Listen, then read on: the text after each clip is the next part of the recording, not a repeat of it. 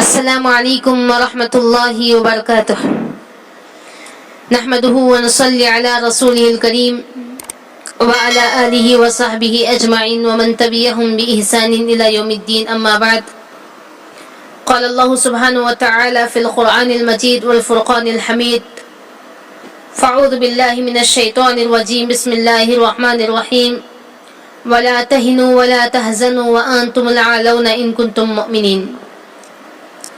معزز سامعین و سامعات، حالات حاضرہ کی مناسبت سے میں کچھ باتیں بتانا چاہتی ہوں جو آج ہم مسلمانوں پر جو پابندیاں لگائی جا رہی ہیں اور یہ غیر مسلموں کو ہم مسلمانوں پر پابندیاں لگانے پر ہمت کیوں مل رہی ہے. کہیں اس میں ہم مسلمانوں کی غلطی تو نہیں ہے؟ سوچنے کی بات ہے. غیر مسلم یہ سمجھتے ہیں کہ داڑھی مسلمانوں کے لیے ضروری نہیں ہے. کیوں؟ کیونکہ مسلمانوں کی اکثریت داڑھی نہیں رکھتی. وہ سمجھتے ہیں کہ حجاب بھی مسلمان خواتین کے لیے ضروری نہیں ہے کیونکہ اکثر خواتین حجاب نہیں پہنتی. ممکن ہے کل ہو کر یہ بھی کہا جائے کہ نماز بھی ضروری نہیں ہے کیونکہ اکثر مسلمان نماز نہیں پڑھتے. افسوس. پھر قرآن کی باری آئے گی کہ قرآن بھی ضروری نہیں ہے کیونکہ اکثر مسلمان قرآن نہیں پڑھتے. کمی اور خرابی کہاں ہے اسے بتانے کی ضرورت نہیں. معزز سامعین و سامعات، ہماری بے عملی نے انہیں ہمارے خلاف جرأت عطا کیا ہے اور انہیں ہمارے اوپر مسلط کیا ہے. حقیقی بات یہ ہے کہ غیر مسلم خود سے کچھ نہیں سمجھ رہے ہیں بلکہ ہم اپنی بے عمل زندگی سے انہیں سمجھا رہے ہیں کہ ہمارے لیے اسلامی تعلیمات و احکام اتنے ضروری نہیں.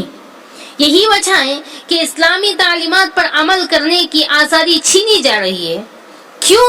کیونکہ جب آزادی تھی تو ہم نے عمل نہیں کیا اور اب جب آزادی چھینی جا رہی ہے تو ہم مسلمان بلبلا رہے ہیں. معزز سامعین و سامعات، جو اپنی شناخت اور پہچان کی حفاظت کرتا ہے اس کی پہچان باقی رہتی ہے. یہ ایک مسلمان ہونے کی حیثیت سے اسلامی شناخت کی حفاظت اسلامی تعلیمات پر عمل کر کے ہی کی جا سکتی ہے. کورٹ کچہرے میں کیس لڑ کر نہیں. مسلمانوں کی نصرت و مدد کثرت عدد اور شور شرابے سے نہیں ہوتی بلکہ ایمان اور عمل صالحہ کی بنیاد پر ہوتی ہے. اللہ رب العالمین نے فرمایا یا تنصروا اللہ ینصرکم، اگر تم اللہ رب العالمین کی مدد کرو گے یعنی اللہ کے دین پر عمل کرو گے تب اللہ تمہاری مدد کرے گا. نبی صلی اللہ علیہ وسلم نے فرمایا احفظ اللہ یحفظ کا، تم شریعت الہی کی حفاظت کرو تو اللہ تمہاری حفاظت کرے گا. معزز سامعین و سامعات، ممکن ہے آج دلیلوں کی بنیاد پر کورٹ کا فیصلہ مسلمانوں کے حق میں آ جائے، لیکن کیا کبھی ہم نے سوچا ہے کہ قرآن و حدیث کا فیصلہ ہمارے حق میں کیا ہے؟ معزز سامعین و سامعات، اللہ رب العالمین نے فرمایا وَأَنْتُمُ الْأَعْلَوْنَ إِن كُنتُم مُؤْمِنِينَ. اگر ایمان و عمل صالح ہما وقت تمہارا نصب العین ہے تو پھر ہر حال میں سر بلندی تمہیں ہی ملے گی. غیروں کے اعتراض کا جواب ہمیں کتاب و سنت پر عمل کر کے دینا چاہیے. عمل کرنے کے لیے ہمیں کتاب و سنت کی تعلیم حاصل کرنی ہوگی. کتاب و سنت سے دوری بے عملی ہی الحاد کے نت نئے طریقے متعارف کرواتی ہے. ہاں، خلاصہ کلام یہی ہے کہ اللہ رب العالمین کی مدد حاصل کرنے کے لیے اللہ والا بننا پڑے گا، اس کی بات ماننی پڑے گی، تبھی ہم اپنی کھوئی ہوئی عزت و وقار بحال کر سکتے ہیں. اللہ رب العالمین نے فرمایا ما کان یرید العزت فللہ العزت جمیعا وتعز من تشاء وتذل من تشاء. مذکورہ آیت کے مفہوم کا خلاصہ یہی ہے کہ عزت کا مالک صرف کون ہے؟ اللہ رب العالمین ہے. جو اپنے رب کی، نبی کی، قرآن کی، حدیث کی عزت کرے گا، شریعت پر عمل پیرا رہے گا، اسے ہی عزت نصیب ہوگی. ورنہ اللہ رب العالمین بے نیاز ہے. پوری دنیا بھی کفر اختیار کر لے تو رب کی عظمت و کبریائی میں ذرا برابر بھی فرق آ نہیں سکتا.